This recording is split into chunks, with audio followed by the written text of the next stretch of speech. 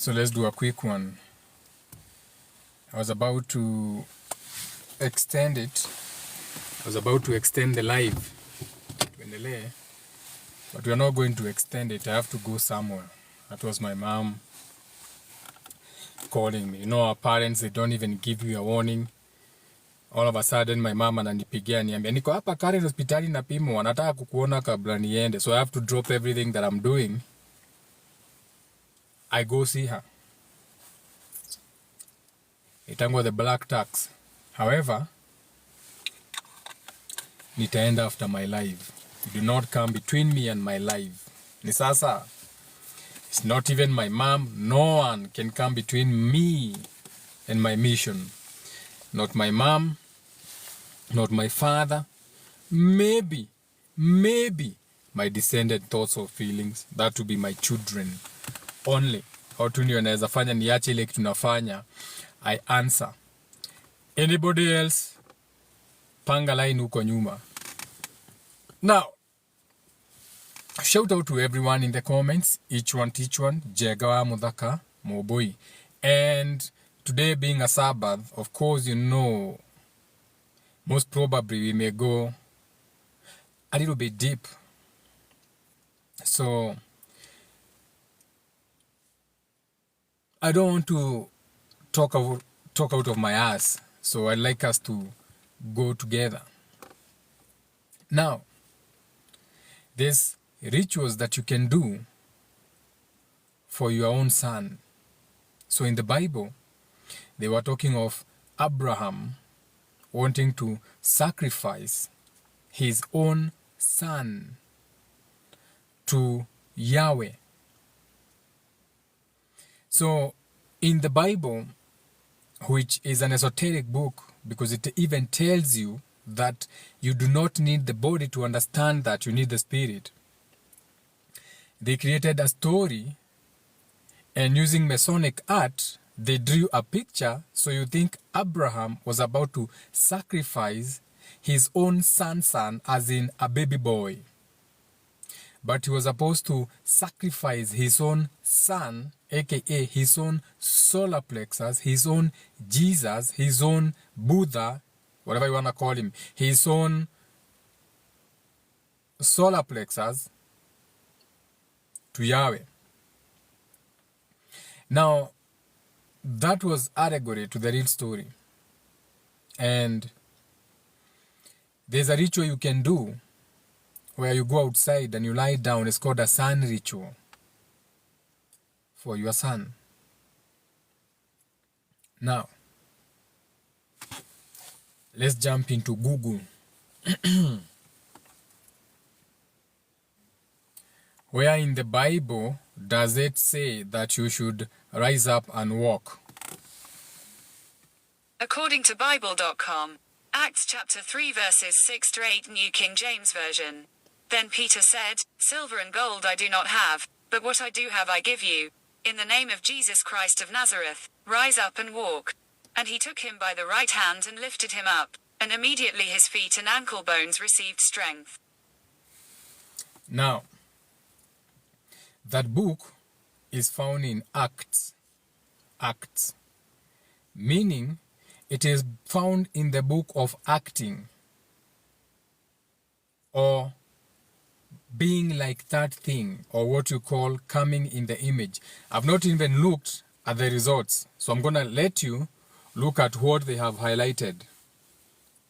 Sijasoma, I'll turn it around and see what they have highlighted. I don't even need to read it. Now let me see what they have highlighted. They have highlighted Acts 3, 6 to 8. Now, let's break it down, numerology, before we continue. So, Acts 3. What is 3? 3 is your surroundings, your environment. Either a situation, circumstance, a person, place, or thing that surrounds you. And it's from verse 6 to 8. What does 6 mean? Numerology. So 6 is to be paid attention to. That thing has to be paid attention to, or you are being paid attention to. But you are moving from 6 to 8. And 8 is spending time in something, a metaverse, a verse. 8 represents a verse, a universe, a universe for those who love Yonis, a multiverse, aka a timeline. What you are calling something that it's in its own world. So that, now having broken that, let's now jump into the definition. It says, then Peter said, before we proceed, you have to know that Peter is not an actual person. Peter is a thought form. You have to understand what Peter means. So that thought form that comes to you, called Peter, is saying, so you have a thought saying to you, silver and gold I do not have, but what I do have I give you in the name of your Christ consciousness, your spirit of Nazareth.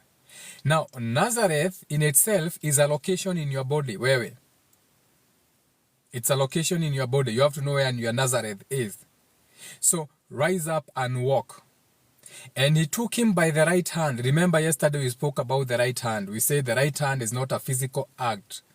God has no body. So when you're talking of God having a hand, we're not talking of a right hand. We are talking about the yods. And he took him by the right hand and lifted him up. So basically today now I'm going to show you how to rise up and walk. Okay? And immediately his feet and ankles, bones, received strength. Remember, the feet and the ankles is Pisces energy. This will be your dreams, imagination, the illusions, the unclear, things that are murky, things that seem to be hidden. You get what I'm saying? Allegory. So, when that thought form that you are calling Peter is telling you that you don't even need silver and gold, it is telling you, so Peter is telling you, I have money, Jegawa Mudhaka. I have all the millions in the account that you need, Jegawa Mudhaka.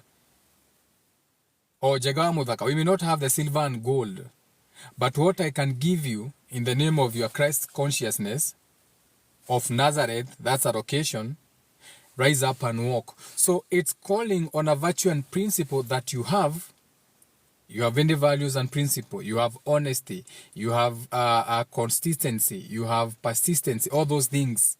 So there's some things that don't work for everything. There's places where you don't need to be brave. You need to be timid. You need to take a step back. There are places where you need to be brave. You need to put your step down and your feet down and say, wacheni ujinga. Mnaniambia nini? I want. Hata mimi nataka. Wanakuambia unajua ukuonge kwa siasa. Pesa ni yetu. Nataka hiyo fertilizer wa matangi. Nataka hiyo kuku mnapeana. Nataka hiyo maji mnapeana. Nataka hiyo makaratasi ya samaki watu walijaza na wanapewa fingerings. You get what I'm saying? So there are times where you step your foot down and you ask for these things. Those are virtues and principles that you have inside you. This is not your normal page. So if nothing resonates with you here, keep it moving. Okay, if you don't belong to this page, keep it moving. And ukatafutia kina Joki Murirao huko uangalie matako. Okay? Now, there's nothing wrong with matako. Tunaangalianga matako, we spank matako, we love matako, but every time is not matako time. This is not matako time. Matako time is every time you are in your genitals, the genitals. But the main video of this one is to remind you about matako.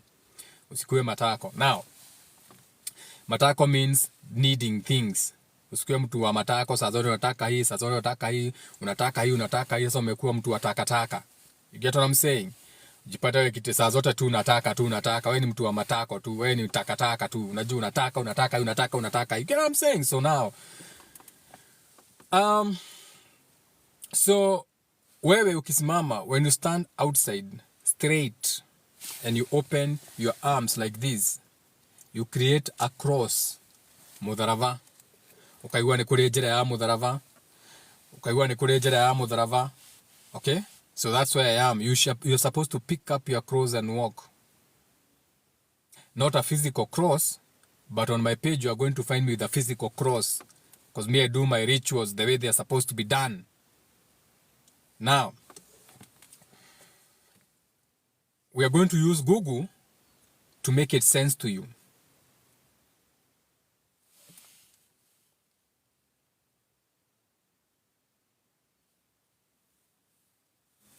Define a crossing. Here's the definition of crossing. A place where roads or railway lines cross. Done. Before you think that a cross has got anything to do with the church, Google ija kumentionia cross. Define a cross. Here's the definition of a cross. From one side to the other of a place, area, etc. So before you think that the cross has got anything to do with the church, hiyo ni yako.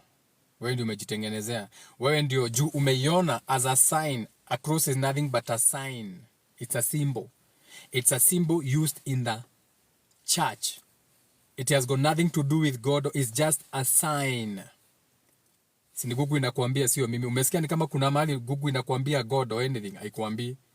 Google inakudefinea from one side to the other. Zebra crossing. Road crossing. From one area to another, you are crossing the street. So the cross represents nothing but to go across.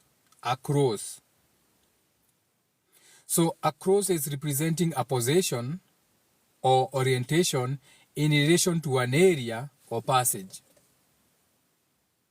Now, if you go to Ukraine today, the BlackRock company has bought 47% of Ukraine. As we are speaking right now, 47% of Ukraine has been bought. Ndio ni Ukraine, but 47% belongs to a company. Inaitwa BlackRock.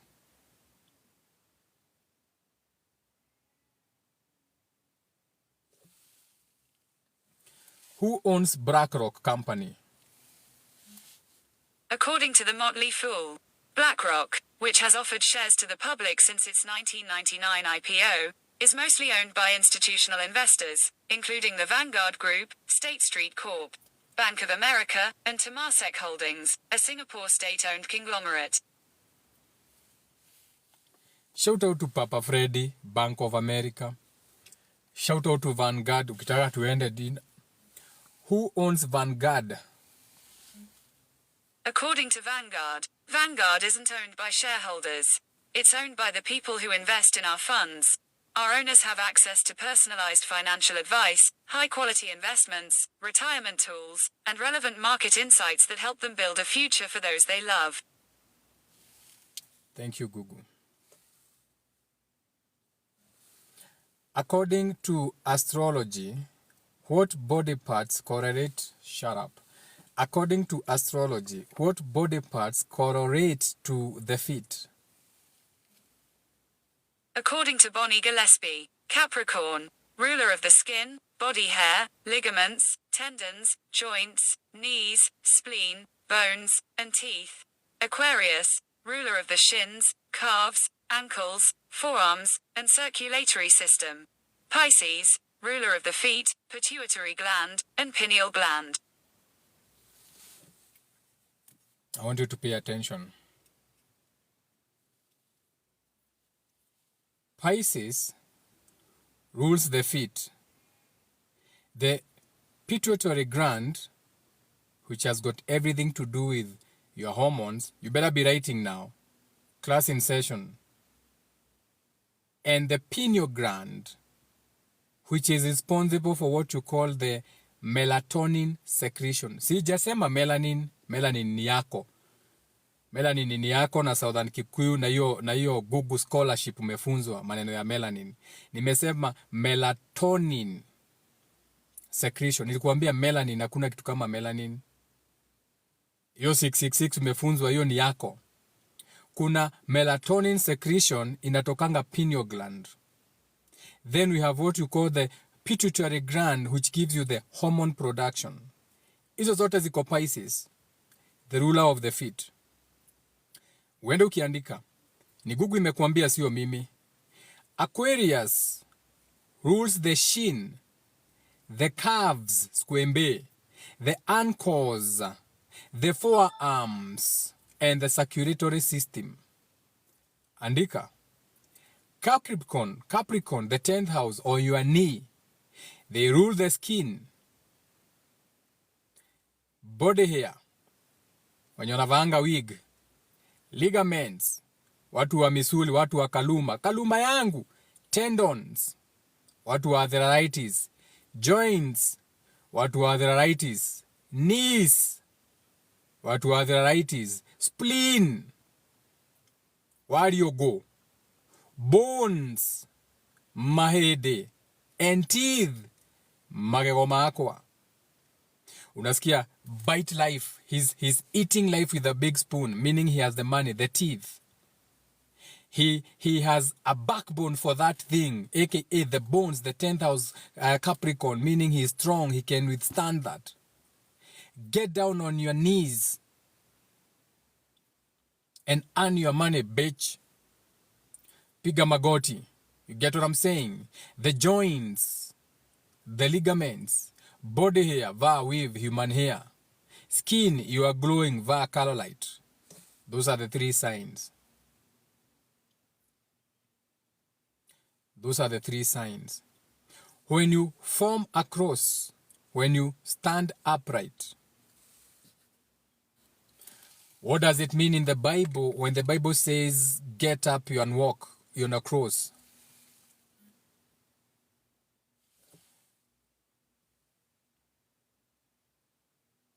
What does it mean in the Bible when it says, rise up and walk? According to Half Full and Overflowing, Biblical Christian Woman blog, Jesus has the same message for you that he had for the lame man. It's time for you to rise, take up your bed, that constant reminder of your impediment, and walk. Your circumstances can't defeat or define you when the God of all the universe equips and empowers you. Now, you have all these virtues and principles inside you. When the Bible is telling you to rise up and walk, remember, you were born lying down. When you fell out of your mother's ass, you couldn't walk. AKA, when you were in your most pure, before you developed the flesh, before you fell and became dense, flesh, death, the 1, 2, 3 dimension. After coming from the 4th, 5th, and 6th dimension, aka the thought and feeling, when you are nothing but just a thought in your father. In your father, his thought was just to go and give your mother dick. The feeling was how your mother was supposed to feel. Just before the 7th, 8th, and 9th dimension, when you became aware for the first time, birth, spark, that light, life, the experience, the thoughts and feelings, then death, the transformation, the 1, 2, 3. This is death.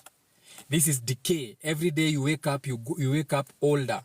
You wake up with white pubes. You wake up with older Bristol more bones. You can no longer fuck like you used to fuck. Now your back is bent over. Every day you blow a candle, and every day you get closer to being buried. So you're already living your death. You are in death. Though I walk through the valley and the shadow of death. Every day you wake up, you get closer to dying, closer to transformation. So this is death, the flesh. You have 3 stages in life. Birth, the 7th, 8th, and 9th dimension. Life, the 4th, 5th, and 6th dimension, which is the experience. Then death, the 1 and 2 and 3rd dimension. You have received. Shout out to the M-Pesa. I like that message. It's a beautiful message. So now, when I want to show you how to rise up and walk your cross. What does it mean in the Bible to say that you are the walking cross? According to Amazon S3, loved us and gave himself up for us as a fragrant offering and sacrifice to God. Ephesians chapter 5 verses 1 to 2. Walking the way of the cross means honoring Jesus' sacrifice on the cross by living the life model that he gave us. Walking the way of love. Now, every time you hear that term Jesus, it's talking about you. You are the Jesus. You are the Christ consciousness. Don't even use that J. There was never J back in the days. So just call it Yahshua, or just call it your Christ consciousness, or just call it your name wewe. So every time you hear the word Jesus, if your name is Kang'ethe or Kenodia, call that Kang'ethe Kenodia that name. So in Ephesians 5, 1-2, remember what he said. What is 5? That's a complete 5-pointed star. That's a pentacle. That's a rise up and walk. That's you in charge of your elements. Fire, air, water, and earth. And you are the either. You're on top. You're not in charge. You are in charge. When you invert it, the ones who wear the star inverted upside down, it means that you're allowing the elements to rule you. You are ruled by earth, practicability. You are ruled by air, what is being illuminated from outside, what you are taught. You are ruled by fire, vision, imaginations, what you see, whatever you see. When you invert the square, the goat, na maneno kama hiyo. Shout out to all those people who are on that side. I don't judge. You can serve whoever master you are serving. It's none of my business. Okay, just keep it to yourself. If you're in satanism, keep it to your satanic self. I don't care about you. Now, so in Ephesians 5, 1-2, what is 1? Individuality. What is 2? Relating it. What is 1 + 2? 3. Your environment, the surroundings. So walking the way of the cross means honoring your sacrifice, Jesus' sacrifice, that Christ conscious sacrifice. Honoring your sacrifice on the cross. The cross is the body is the cross, by living the life model that he gave you. That Christ consciousness, that spirit, whatever it has given you, you do that. Walking in the way of the cross. Now, before I get there, every name in the Bible is naming a part of you. From Jerusalem, your heart space, to Yahweh, your head space, or what you call, what do we call that part?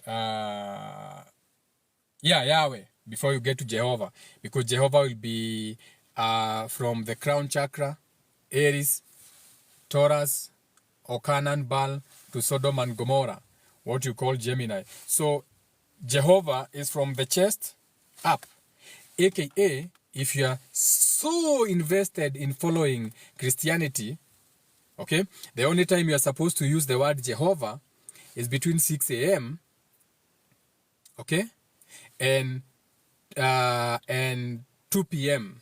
After 2 p.m., you are not supposed to use the word Jehovah, because the sun, okay, the sun, the deity, has gone through many entities, okay? So the deity, the sun, has many forms, aka the way you feel in the morning is not how you feel in the afternoon. In the morning, you are recharged.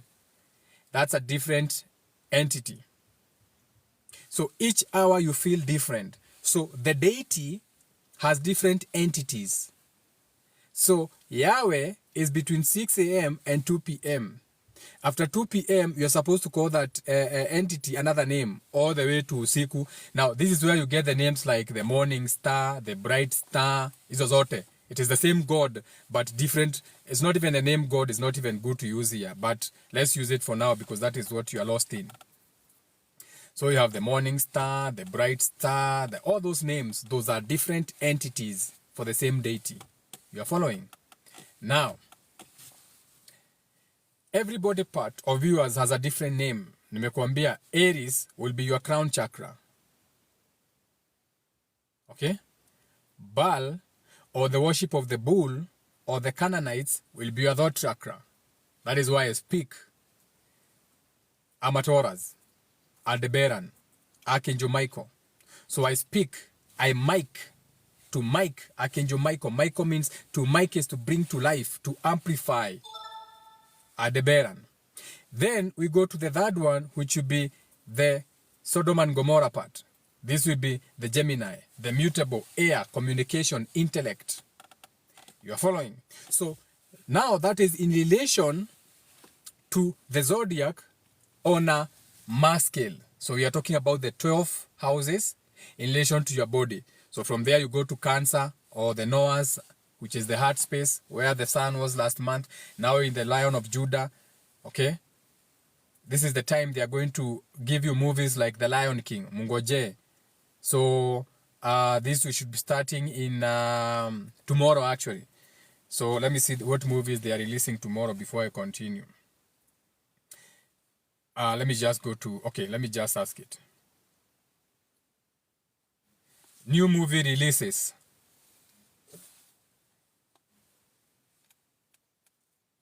Let me show you how you find these things out. New movie releases for 2024. So recent 2024 movies. No, I want the top recent. No, I don't want that. I don't want the Ballad Hunters, The Last Breath, The Spy. No, where is the list? Movie release date between 2024. Yes. Let's come here. Let's see. Let's look at the dates. So, 2024 Deadpool and Wolverine. No. Let me see. I want to see the date. So,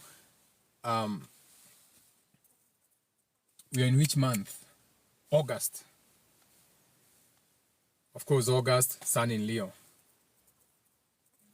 Movie releases for August 2024. Oh, it ends with us. Okay. So, what movies we release in August 2024? There's a whole list. So, moja inaitwa you cannot make shit up. Inaitwa Borderlands. Listen, by Lionsgate, releasing on August 9. Immediately after August 8, the Lionsgate portal 888, they are going to release a movie called, by Lionsgate Production, are going to release a movie called Borderlands. These word is a scam. When do ujuangi venye vitu zinaenda? Another one on August 9 by Neon. What is Neon? Neon is the light. Neon is the one.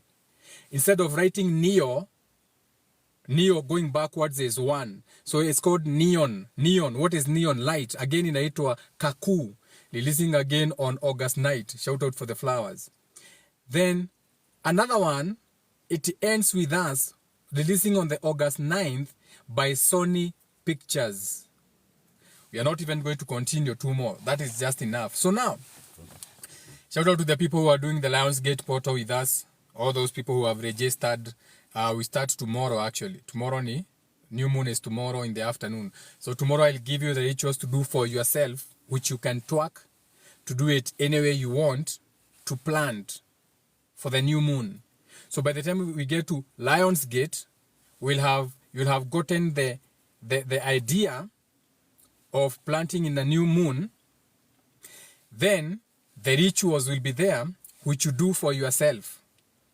You're not doing it for me. You're not doing it my way. You do it your own way. And every day for the 20 days for those people in the group, I'll be explaining like, so today, as you're doing this 20-day challenge, you're supposed to do a ritual like this and like this. So if you're into Pan-Africanism or Africanism, you can use drums, you can use shells if you want. If you're not on that, if you're more on the Jewish side, you can use water, speak to the water.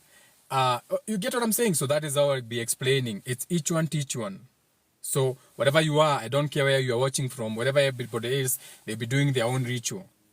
Okay? I can only take you to the river, show you how to make a cup, and you decide where to drink from.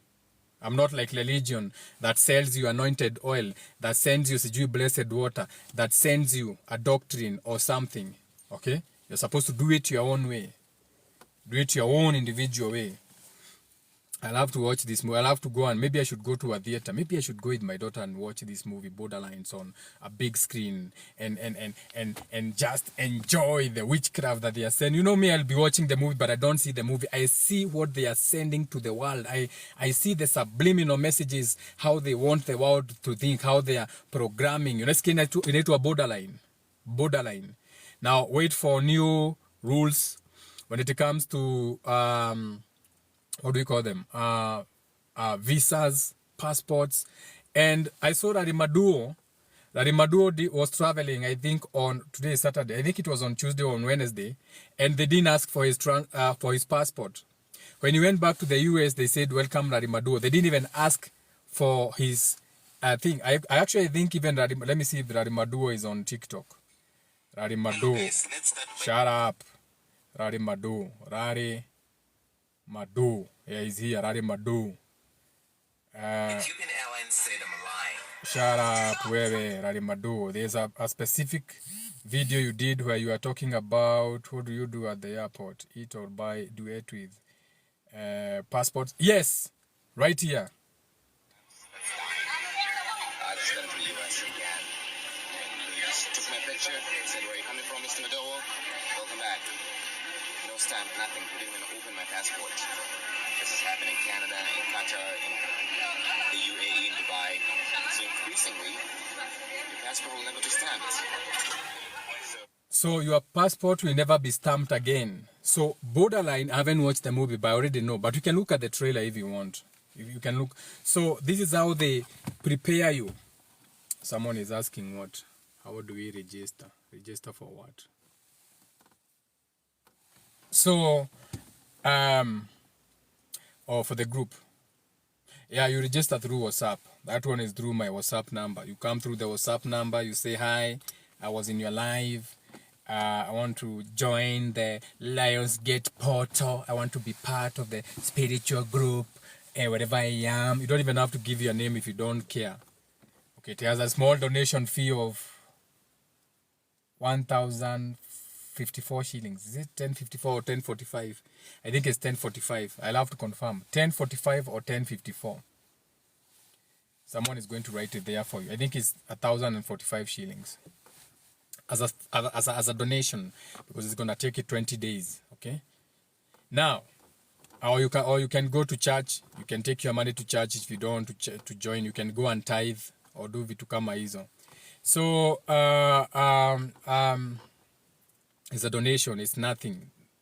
It's a donation. Don't think like you are paying. It's nothing. 1,000 is nothing for such a thing. Okay, it's a donation. Where are we? Away from the movies. It's about you and rising up and walk. Was the intention of this live was to, yeah, I remember now. It was to bring you up to date on what it means. Now, maybe you can jump in the Bible and then you can see it. Now, maybe you can even use the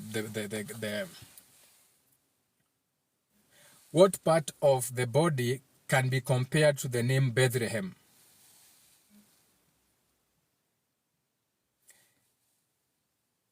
Origin, meaning, and other facts about baby name. No. Is Bethlehem the heart area? You won't answer. Sindio, huwezi kubali kuansa. Huwezi kubali, sindio? Huwezi kubali kuansa. What zone is Bethlehem? Answer, Bethlehem is zone 6. Sinajua si mimi naandika. Si imeandikwa hapo. Bethlehem is zone 6. What part of Jerusalem is considered the heart of the city? The old city of Jerusalem is considered the heart of the city. Remember, wewe ndio the city. The heart of the city, you are the body. You are the body. Is one of the most special places on earth. At the heart of the Jewish, Islamic, and Christian religions, this 1 kilometer area, wachana hiyo. Where is Bethlehem in real life? Wachana hiyo. 10 kilometers south of city of Jerusalem. Wachani kutufunga macho nyinyi. Wachani kuonyeshe. What body heart should be? Okay. According to Cleveland Clinic. Shut up.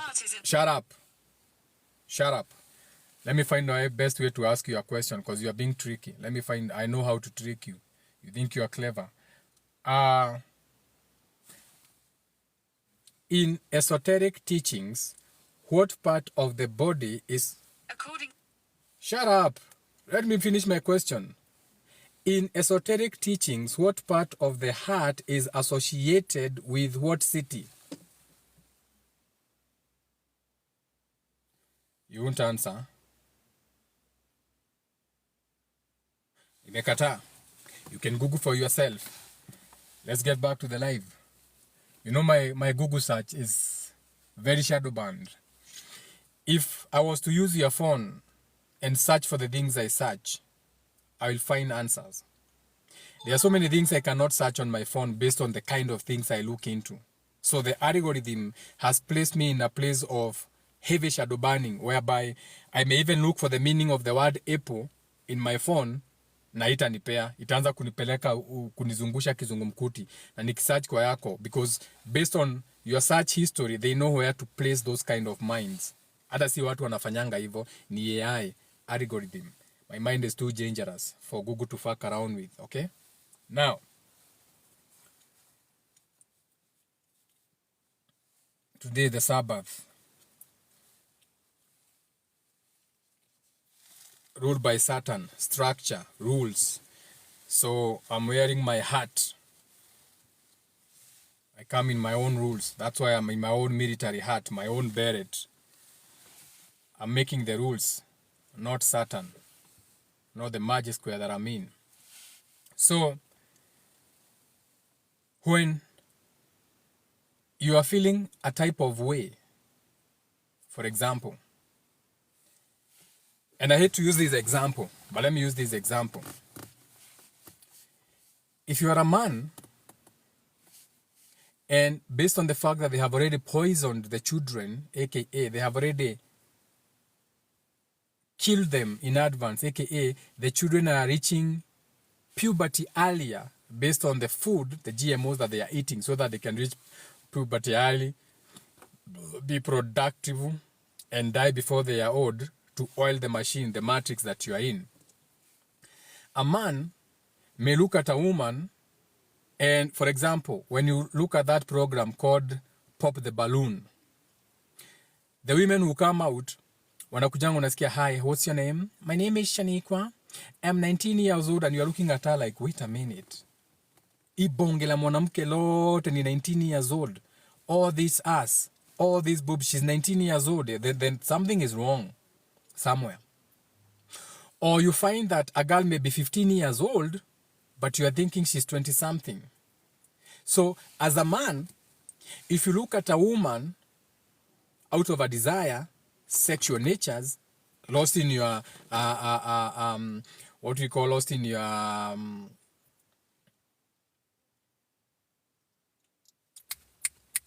in the Bible, the Gentiles.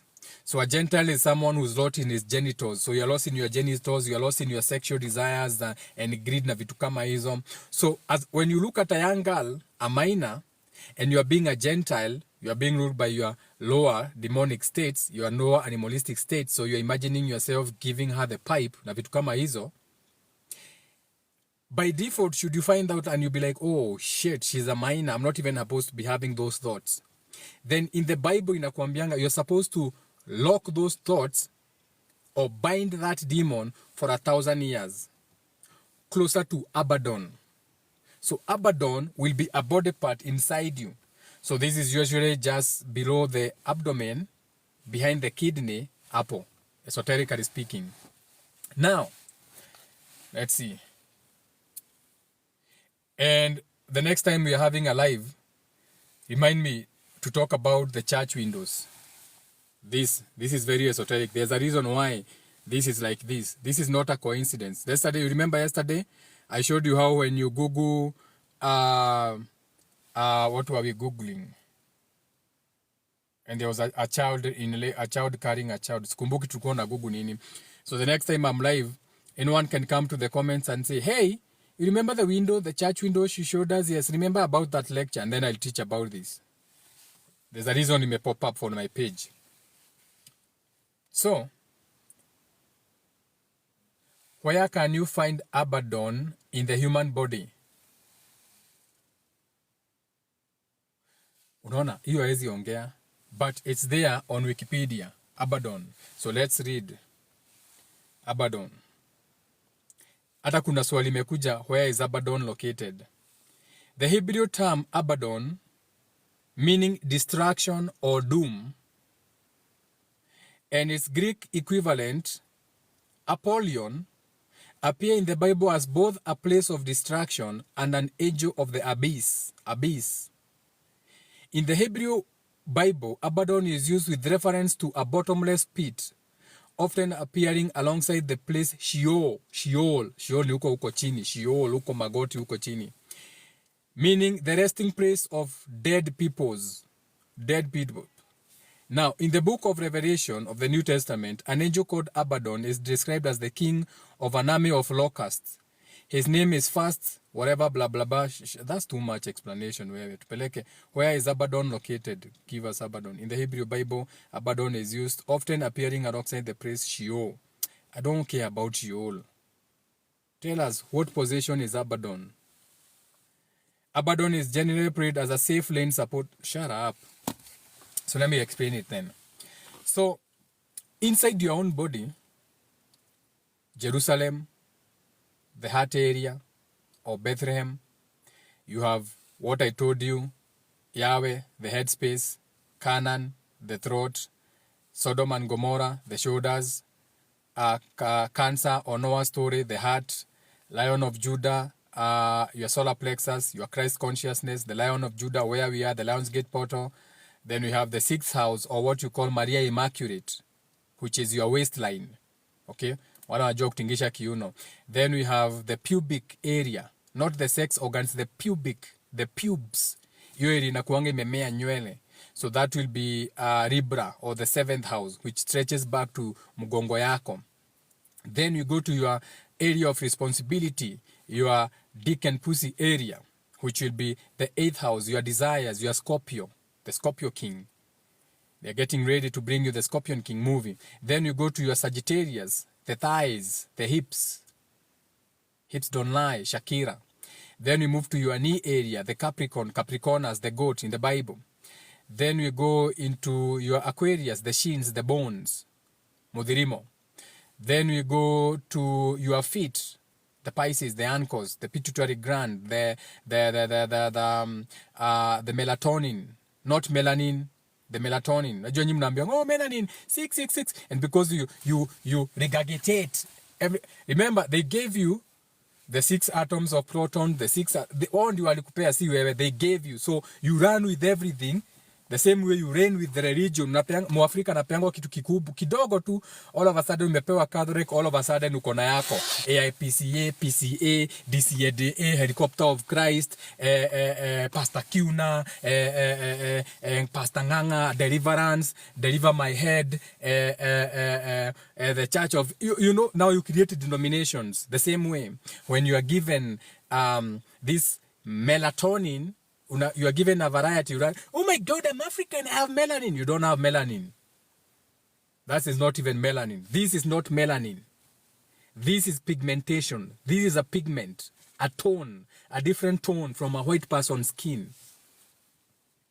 Kuna watu hapa wanajifanya very spiritual, but they are still stuck on that. Inaitangwa jailman knowledge. Jailman knowledge. Uko jela na unajua kuliko mwenye ako nje. Ukitoka jela unakuja kutuambia, boss, teme mata ya jela. Ukuja kutuambia, unajua uko man, uko ndani tuko. Sasa wewe unakuja atituma kwa hii namba. Sasa mimi niko nje, unawezaje nifundu wewe ukiwa uko ndani? Nitume kwa hii namba gani? Kwani kuna mtu niko na deni na yeye? Inaitangwa jailman knowledge.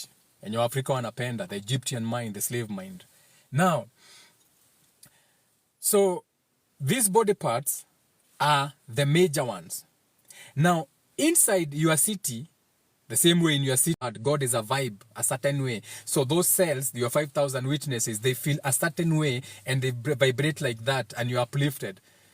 But because you have the jailman knowledge, regurgitated religion, unaendanga kulia kwa kanisa ati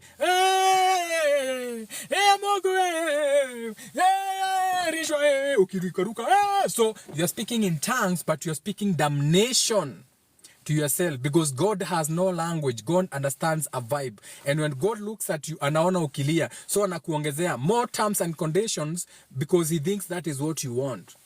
So ulikuwa unaenda kanisa Sunday, siku hizi unaendanga Monday worship, unaenda Tuesday fellowship, unaenda Wednesday nonsense, Thursday sijui what for single men, Friday sijui what, kesha, Saturday kuosha kanisa, Sunday uko kanisa kutoka asubuhi saa 2 mpaka 6 p.m.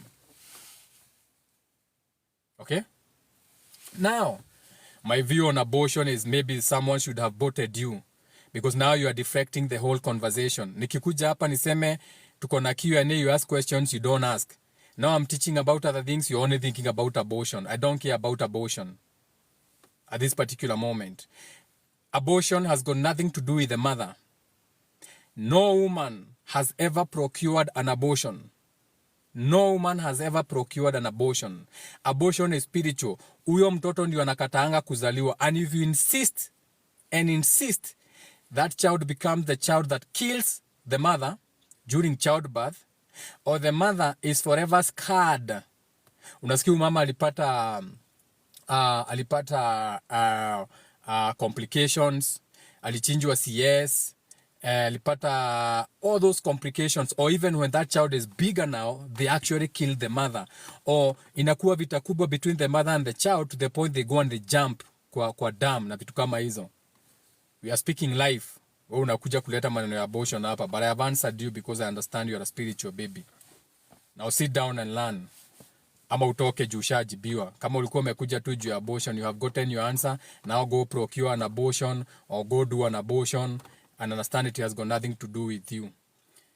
Okay? Now, back to the live. So, these body parts or these names that you do not know inside you, that you need to communicate to those as terms and conditions, as counties or villages or lanes. When unakuanga na barabara, unasema this is this lane, this is this road, this lane, this, whatever those things you are calling them. In the same way, in your whole body, you have these parts. So when you are told to stand up and walk upright, you are supposed to stand your feet and open your cross, aka Rio de Janeiro. That statue that is in Brazil, imefungua mkono. That is a cross.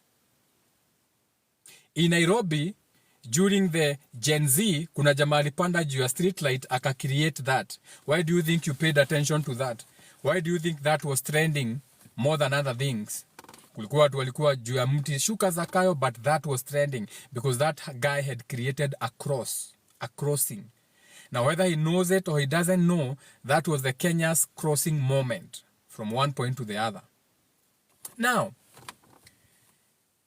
you, when you're going through your trials and tribulations, when you're supposed to pick up your cross, you're supposed to stand your feet straight, open your hands, and send those negative thoughts and feelings to Abaddon. Either you do a ritual that involves detaching or letting go of that thing or locking it up. The way I was giving an example. You may be looking at a young girl. She has a full ass, full breast, everything. You're even thinking of giving her the pipe and everything. Then you find out she's a minor. And you're like, oh shit, man, forgive me, man. Oh Lord, forgive me. So who is the Lord? You're talking to your Lord, your Christ consciousness, your lower natures. Lower natures. You're like, oh, forgive me, Lord. Father, Lord, I didn't know she was 14. She was a minor. Islams don't care. Muhammad had a young wife.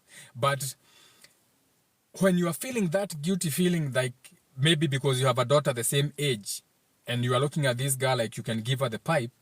So those are what the Bible is telling you. You should lock those demons for 1,000 years in a place like near Abaddon.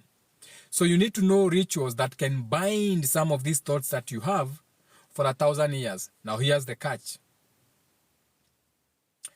One day for you is a whole year for your body cells.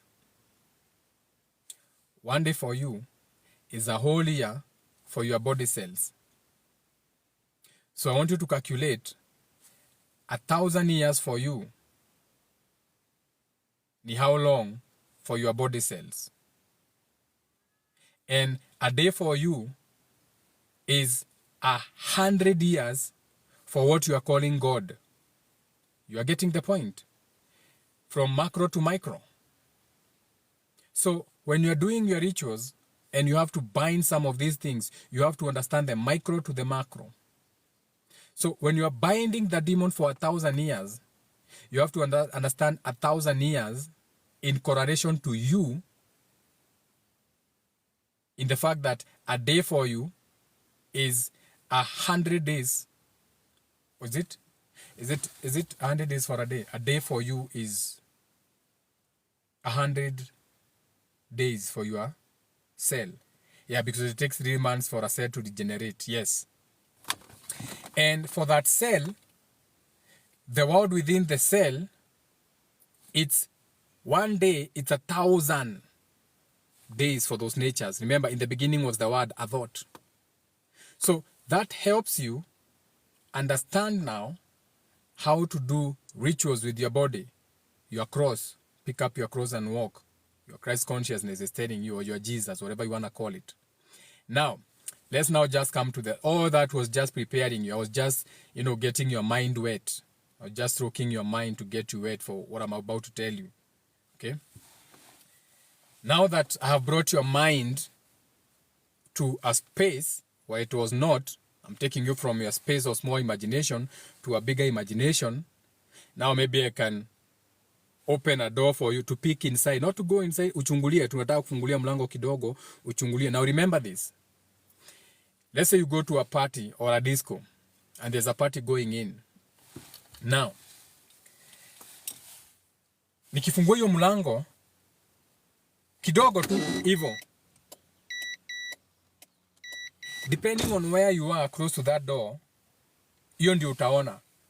So kama uko kwa mlango, pengine unaweza ona bouncer mwenye ako kwa mlango na mtu akipita. Mtu amepita, utajua kama ni, pengine utaona jacket ama kofia. So you don't know their age.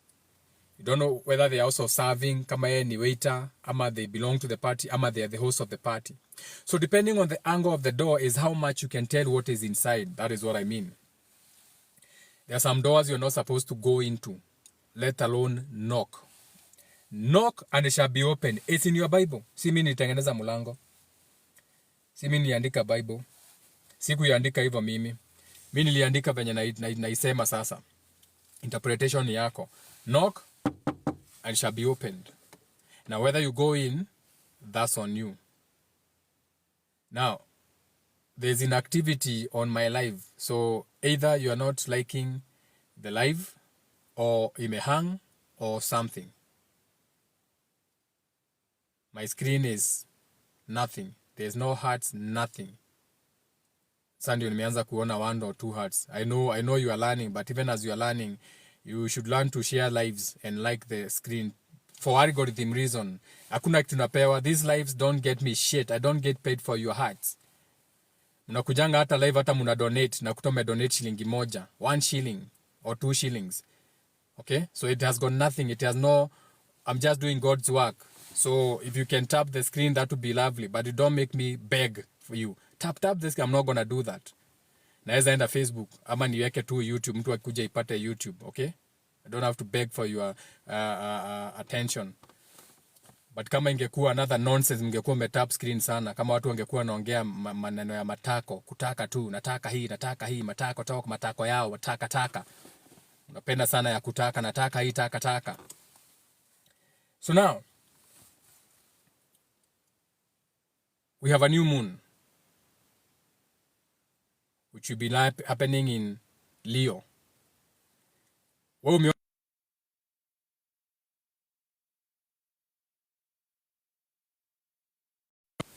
Wewe umeona on August 9, Lionsgate, Orion, they are releasing a movie immediately after the 8-8 portal.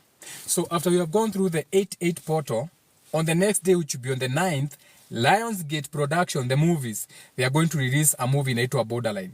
So when you watch that movie during that portal opening, because you'll not be doing your ritual, because you're stuck in their world, the artificial world, whatever terms and conditions they put in that movie, that is what you are going to update into as a firmware. Think about it like when you're updating a simu inatoka, what do we call these things? This nonsense.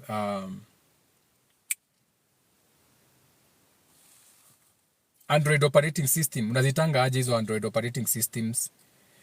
Unasikia ni kwa Android 1, Android 2, Android 3, muna update. So during that time, you're also supposed to be updating your consciousness. You are updating your own consciousness. But because now you are stuck in their movies, their Orion, their Olympics, you miss the boat. You miss the boat because you're not going to do your October or Exodus 14:14. So on that day, you're supposed to be on your Exodus 14:14 verse. Enda usome inamaanisha nini. Remember 14:14 kuna 14:14. So you're talking of 11, the Jacob's ladder. There's something you're supposed to do. The Jacob's ladder or the two temples. The only two temples you have physically. Your right temple and your left temple. The right side of the brain and the left side of the brain. The masculine and the feminine. Now, tutoke kwa Lionsgate Portal anyway. Wachaneni na hiyo. Before you get to that, the new moon, which is starting tomorrow, you're supposed to plant a seed. Plant a seed. Now for them, they have planted the seed. They have planted the Kamala Harris. They have planted the Trump. They have planted all these seeds they have been planting. Munazijua. Those you are supposed to do with the first few degrees of the new moon. Now, if you are conscious enough to go now with the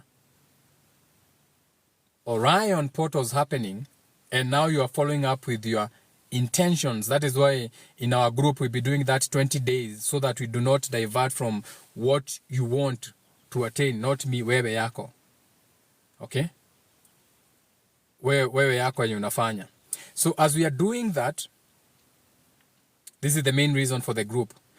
Every day you not be diverted by what will be happening because they are going to make so many things as a diversions in the news. So remember, where attention goes, energy flows. So when you are diverting your attention, instead of focusing on the portal, whatever is happening as above, so below, it's in your Bible. Genesis 1 verse 14. When you are distracted, them, the people who run the world, they have their heaven brought down here. And the way to be happy is to make someone happy and to have a true heaven down here. So when they are bringing their new heaven down here, the borderline, whatever they are passing in the movie, where you become nothing but the sheeple. You become nothing but the follower. You become nothing but the low-hanging fruit. You become nothing but food to them. When Neon or Neo or the one, like Jet Li or the Matrix, when you, Neo just means the one. You are the one. You are Neo in the Matrix. You are like Jet Li, the one. So Neon Pictures is just one. When they are releasing whatever the time of the name of the movie are, they are distracting you to again whatever they are. So these people, they work in threes. We have the Jesuit intellect, the Jesuit intellect, Masonic art, and the Jewish tumewa mention too, haina shida. The whole shout out to the Jews. The Jews are very beautiful people. We love the Jews. You know, we like buying from the Jews. I like buying things from the Jews. I'm not like Kanye West. I love the Jews very much. We love the Jews in this channel. We love the Jews. The Jews are very good people. In this channel, we love them. Shout out to the Jews. They run the world in a very good way. Now, algorithms. Unajua they own these things. So yona Kanye West hata hawezi nunua kahawa, M-Pesa yake ikifreeze na akona billions. Hii dunia iko na wenyewe. Kanye West alikuwa anaenda hata music yake angesikiza. His own Apple was frozen. His own we are talking of video games. You know, Jehovah, Jay-Z in the video game, Game of Thrones. We are not talking about anything else. Tuache hiyo maneno. Hawapendi hivyo. Now, hizi ni channel zao. Hamjatengeneza zenyu. Kibe alijaribu. Kibe haiwezi work. Kibe things don't work like that. Kibe things are spiritual. Kibe, you don't do things with a dick, small dick. Enda uhil kwanza. Then once you heal, then you can come and create your own channel. Umesikia Kibe? Shout out to Andrew Kibe.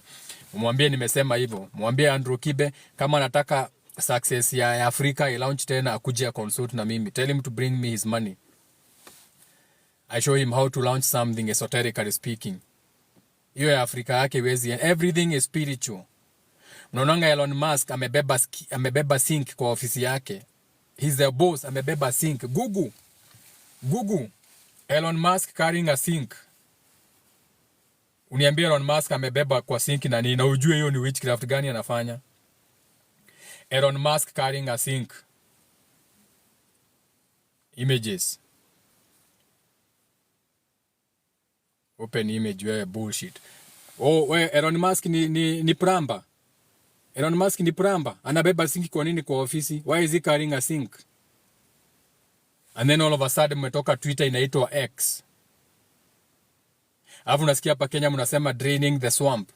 Alafu Kibe anaenda anafanya ka channel hapo kwa YouTube kanafungwa na kuja ati join ya Afrika. Hawezi enda mahali Kibe. Even the name you choose ya Afrika. Wake up. Na waambie Watson aanze kukutupa. Watson ni kiparangutu, ananga akili. Wanasemanga akili ni nywele. Watson ni kipara. Watson anakupoteza. He's only good for the world.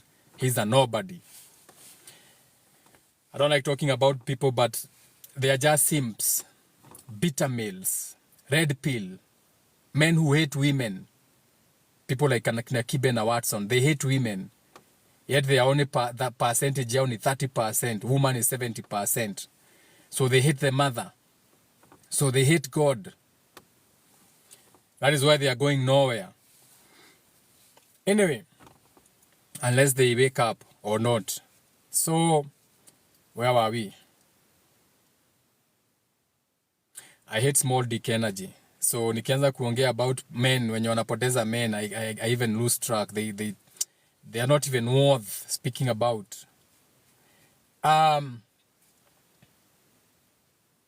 Kibe used to trend on Twitter. Saizi Twitter imechukuliwa na Gen Z, so he's feeling hizo philosophical Tuesdays, sijui through her back Thursday. What do you mean through her back Thursday? The only reason Kibe you were born is because your mom got fucked. Through her back Thursdays. Before you open your mouth and hate on women, know that your mother was fucked first for you to be born.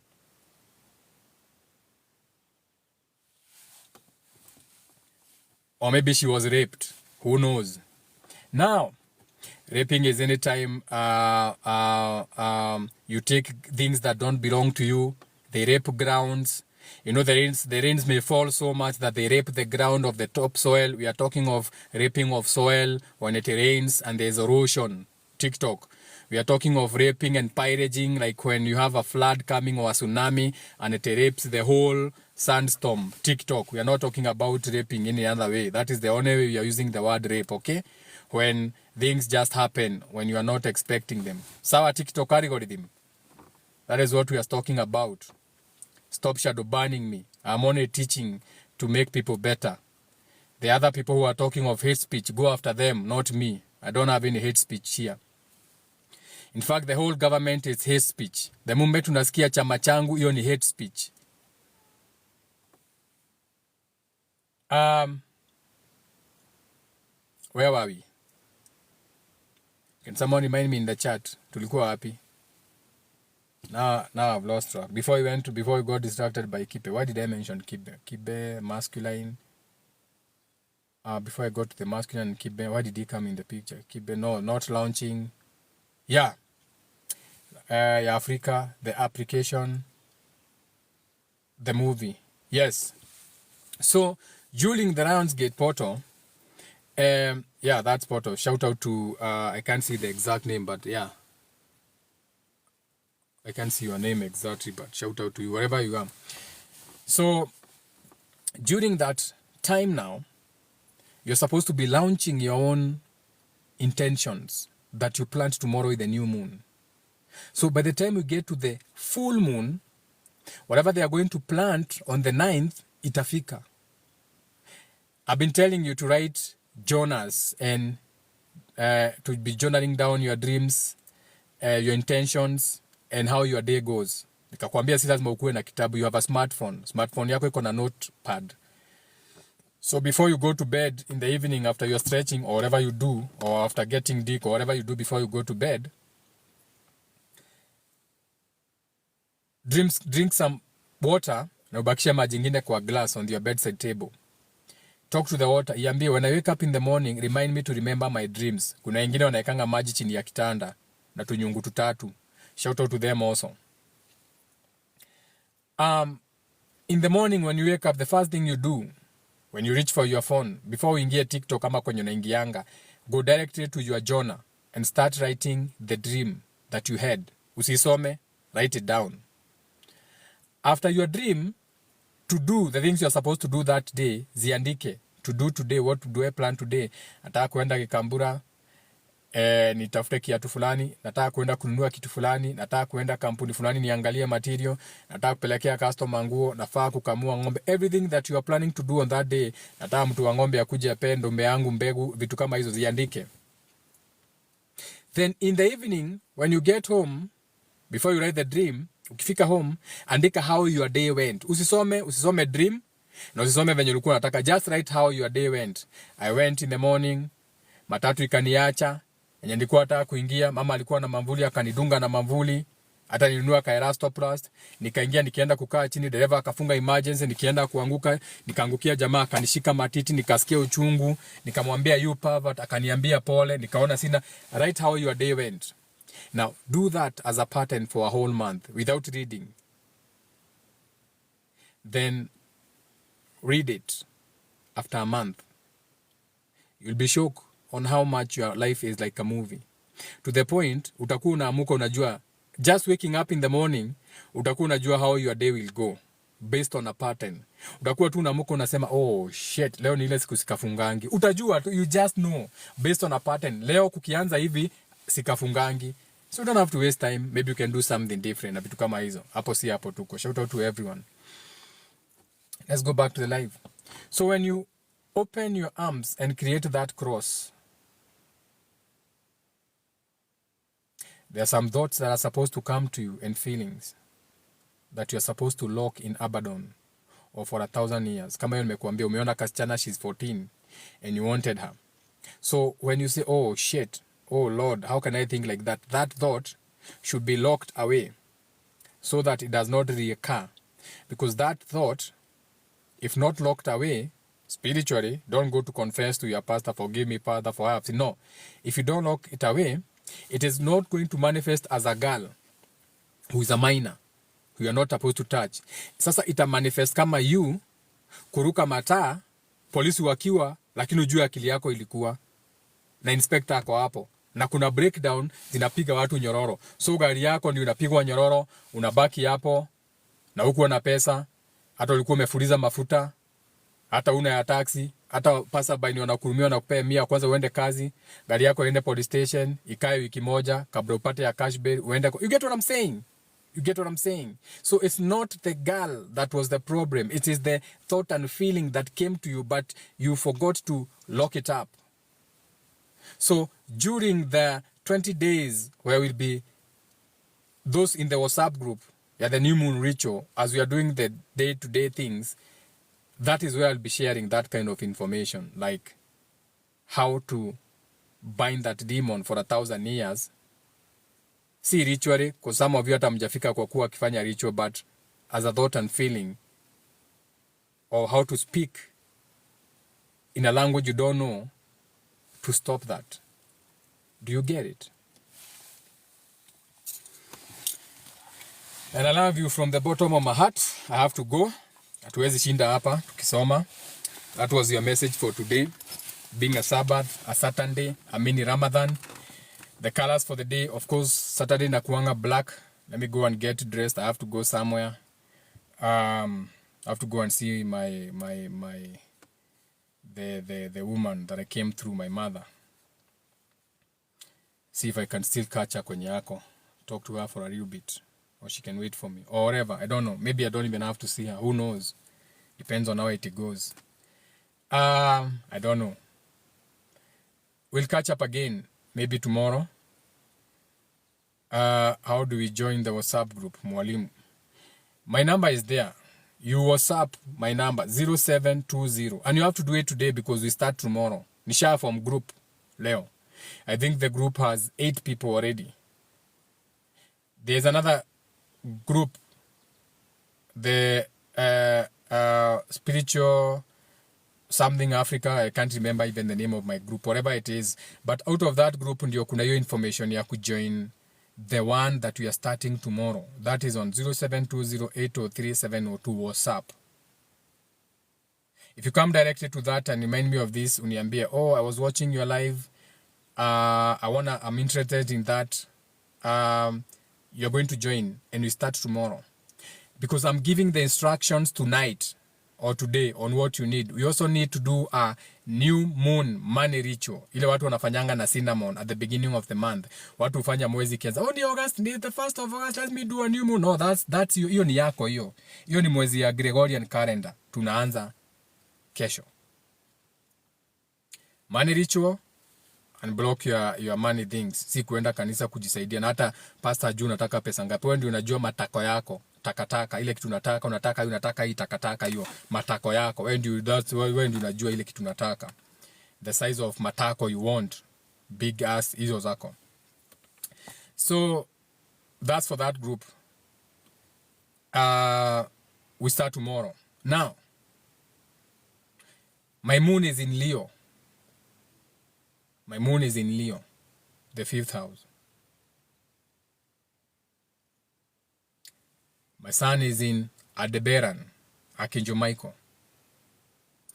I'm an Aquarius ascendant. You're in the age of Aquarius now.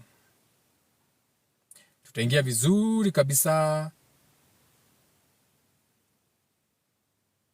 in 6 months, by 2026, around there. Like fully, we'll be fully now in it. Not something to be, it's not a big deal. However now, because my moon is in Leo, and I've done this before where tumeanza challenge, watu wanakuja, oh my God, can I join now? You know I was late a little bit, can I join now? And I've been allowing people to join. No, I'm locking that thing into Abaddon also. Like I have to practice what I preach. So when we start that thing tomorrow, I'm not adding anyone. I was even ready to do it alone or with 2 people. Niliona ni watu 8 wameingia. Anybody else will be locked out. It doesn't matter whether it is my father or sister. It doesn't matter how close you think you are. You will be locked out until we are done with that group. That is how serious I am with that one. Okay? Number imekonfirmiwa hapo. No, not 703. 0720 803 702 803 702 803 702 or 803 702 na imeanza na 0720. WhatsApp only. Don't call me on that number unless we have spoken on WhatsApp na nimekuambia unipigie. We can have a conversation.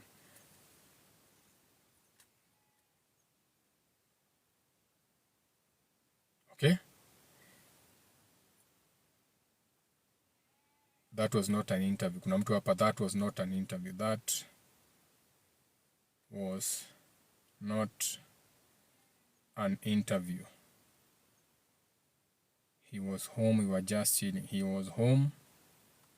We were just chilling. And he had his camera out and he had his camera out. No one interviews me. No one interviews me. I do the interviewing.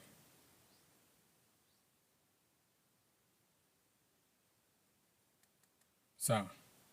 Unakuja kuniambia ati amewatch interview yangu kwa TV. I don't do any interviews. We are just having a conversation and there happens to be cameras. That's it. You don't interview me. I interview you if I want to. I have to make that very clear. So, I cannot type the number while I'm the one who's doing the live. I don't know how to pin my number. So someone can pin the number. So one of you can pin the number. Why don't you pin? Mwenye unasikia jina, si you pin the number. How do I join the group? How do we join the WhatsApp group? Pin my number. Si munasikia nikisema number. Why can't one of you just pin my number there? Why do you have to be so demonic? Uko tu hapo unaweza pin the number. Just pin the number there. Anyone can pin the number. Okay? Anyone can pin the number there. Why do you have to make my life so difficult? Now sasa nitafunza na pin aje number. 0720 803 702.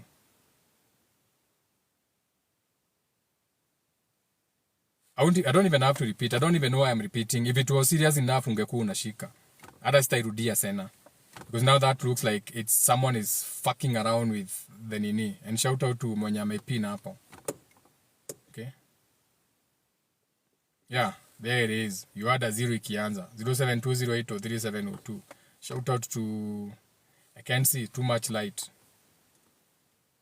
Sugar Mami, Sugar Rush. Shout out to Sugar Rush. Yeah, there's my number. WhatsApp only if you want. Na si lazima. Unajua sometimes you ask for the number to make the live look interesting. At, oh my God, what's the number? And then people are looking at it like muta join. I know I'm joiningi. But just in case kuna mtu ataka kujoin, number iko hapo. Okay? Yeah, it's for your own good. Asamanga, we heal together, we thrive together. If you want. If you don't want, you can continue being in the world. You can continue being in, feed me. We want this. Oh my. Or you can continue, whichever I decide. When you decide, come on, that is the life you want. Anyway, do have a beautiful Saturday. Wait a minute. Mwezi iko happy, by the way. Inaingia leo kesho, si ndio? Mwezi jatoka Cancer. Nafaa kuwa ikitoka Cancer saa hii. By saa ngapi? Let me see. Oh. Uni Leo. Okay. 3 hours, Saa ngapi saa hizi? Saa 8. Oh shit. Venye tu nilikuwa nimesema kwanza inaanza 2:12 p.m. 2:12, that's a beautiful time. 212. That's an angel number. You know, 212 is an angel number. You have to know what these numbers mean. Ukiona 2 as an angel number, you have to know what it means. So kwanza inaingia angel time number, because 212 reminds you to have a positive energy within you. Be a beautiful moon. So yeah, so you'll find all the information there. Sasa. What is 4444? Yeah. Naona kuna watu wame nini. Yeah, that's the number. I can already see there are some people who are already on it. Moja inaisha na 7333, ingine inaisha na 658, ingine inaisha na 850, ingine inaisha na 505. Ingine inaisha na 145.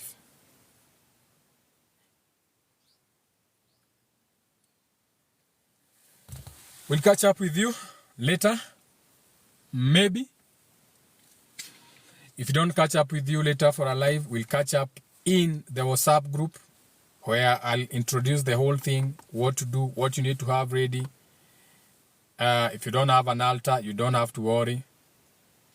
Get a candle. Just get a white candle if you want to do. Kama utaki candle, si lazima. Usianze kusema, ni ushetani, si lazima. You can light your own imagination. Unaweza asha bulb, represent candle. You know, we're in a modern world. So, maji huwezi kosa maji, utakosa aje maji. Have a notebook ready. Buy a notebook leo kama unaweza, utakuwa unaandikia as you go through the whole thing. It's good to have a notebook for that. Not just the book umeandika vitu zingine. It's good to have a small notebook to work on. Or you can do it on your phone as a notes. You can download kwa Google.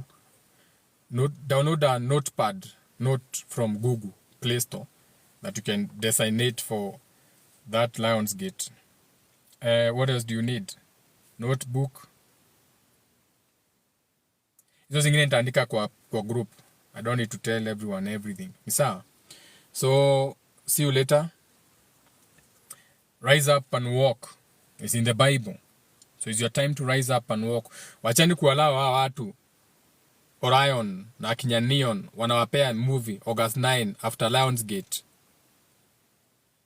Them they allowed to do that, but we ufanyi.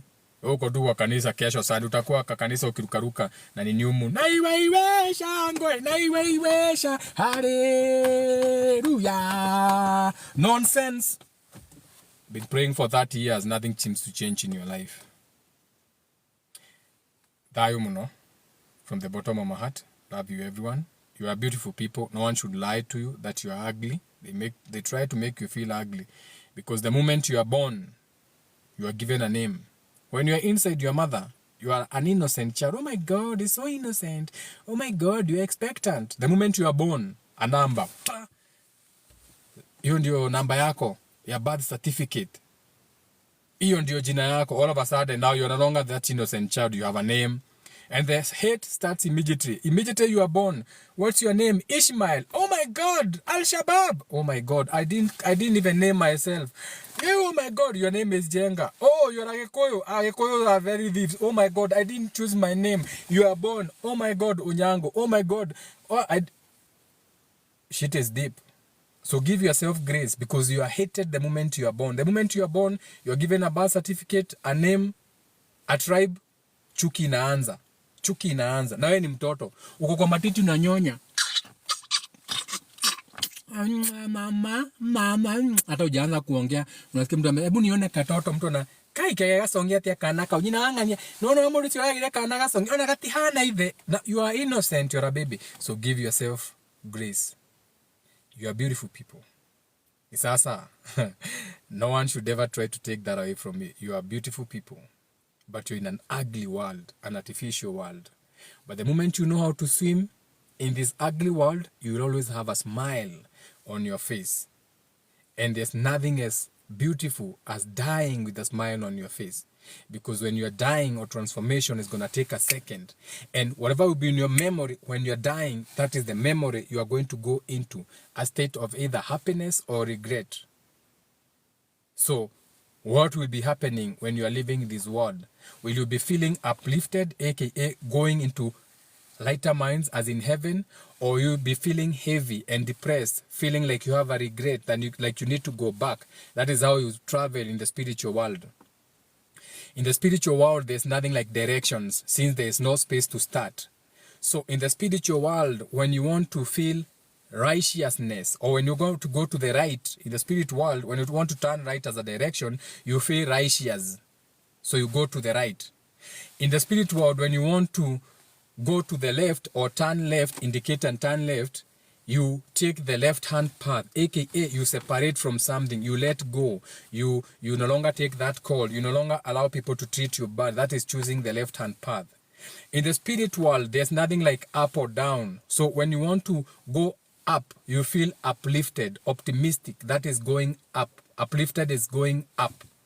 When you want to go forward in the spiritual world, when you want to move forward, you feel optimistic. That is going forward.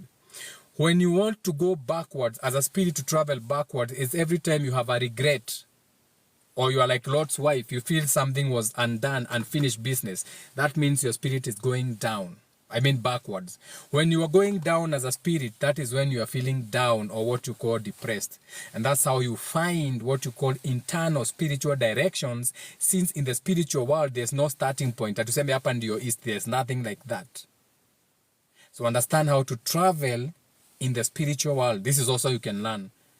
I can remind you how to travel spiritually, so that when you go into your dream, you're only going into expansions, no regret. So you never dream of a regret. You never dream of going backwards. You never dream. You get what I'm saying? However, you are supposed to have an equilibrium, understanding that sometimes you need to fight fire with fire. Have your flaming sword. In the Bible, it tells you. You're also supposed to have an emotional intelligence, which is the shield. So when in the Bible they're talking about putting on your armor of God, it's talking about you having a thought, intellect, your flaming sword, your logic, you can think things, and then your emotional intelligence becomes your shield. That is what it means in the Bible. Your pastor will never teach you that, because your pastor regurgitates what he was taught 30 years in theology. Yet the book is telling you it's a book of esoteric wisdom. Things never heard before, the book is telling you. So why would you listen to it like a story you have heard before? Things never seen before. So why do you think you are going to see things, but the book is telling you never seen before? It's not what you see, it's how you see it. Let me go. When you're teaching, you keep saying, I'm going, this comes, I'm going, this comes and goes. You can't help it, but I have to go now. So, ciao ciao.